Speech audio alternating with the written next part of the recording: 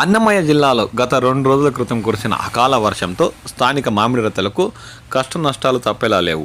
తంబళ్లపల్లి మండలం రేణుమాకులపల్లి, కన్నెమడుగు, గోపెదిన్నె, కోసవారిపల్లి, కుక్కరాజుపల్లి తదితర ప్రాంతాల్లో గత 2 రోజుల క్రితం కురిసిన భారీ గాలి వర్షానికి మామిడి పంట నేల రాలి స్థానిక రైతులకు కష్ట నష్టాలు తప్పేలా లేదని వారు ఆవేదన వ్యక్తం చేస్తున్నారు.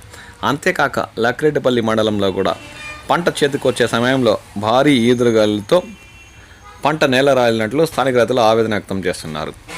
లక్కిరెడ్డిపల్లి మండలంలోని పాలెం గొల్లపల్లి, బి ఎర్రగుడి, దిన్నెపాడు, మద్దిరేవల, కస్తరాజు గారి పల్లెల్లో మామిడికాయలు నేల రాలడంతో స్థానిక రైతులు తీవ్రంగా ఆందోళన వ్యక్తం చేస్తున్నారు.